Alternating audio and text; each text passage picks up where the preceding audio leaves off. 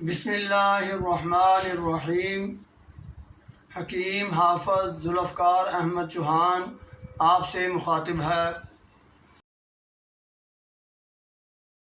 آج ہم نزلہ زکام کی پہلی قسم کے بارے میں بات کریں گے۔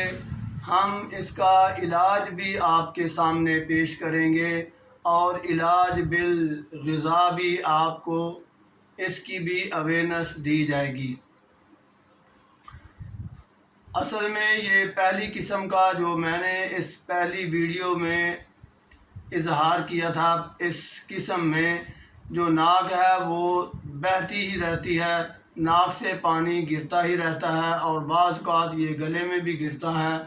ایسی صورتحال میں جب پتلا مواد بار بار ناک سے گرتا رہے اور یہ بند نہ ہو تو یہ نزلہ جو ہے اس کے لیے علاج بالغذا کے طور پر آپ یہ جو بھنے چنے ہیں، کالے چنے بھنے ہوئے، یہ آپ استعمال کریں غذائی طور پر، اور یہ کالے چنے کا شوربہ بھی آپ استعمال کر سکتے ہیں۔ اس کے شوربے میں آپ روٹی ڈپ کر کے بھی کھا سکتے ہیں، گندم کی روٹی، لیکن زیادہ بہتر یہی ہے کہ آپ کالے چنے جو ہے وہ شوربہ اس کا زیادہ استعمال کریں اور بھنے ہوئے چنے غذا کے طور پر استعمال کریں۔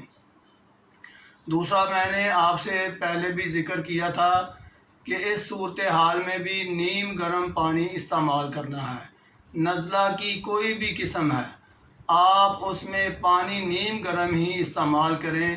نیم گرم پانی استعمال کرنے سے یہ صورتحال بہت جلد ٹھیک ہو جاتی ہے۔ اور ایک اور بات میں ذکر کرنا چاہتا ہوں کہ نزلہ زکام کی صورتحال میں غذا بہت کم کر دیں، جتنا ہو سکتا ہے فاقہ کی صورت اختیار کریں۔ اس سے یہ ہوگا کہ جو اندر کی مواد جو خارج ہونا چاہتے ہیں وہ خارج ہو کر ختم ہو جائیں گے اور صحت بحال جلدی ہونا شروع ہو جائے گی۔ اور باقی یہ جو پانی کی پینے کی صورتحال ہے، پانی بھی انتہائی کم استعمال کریں۔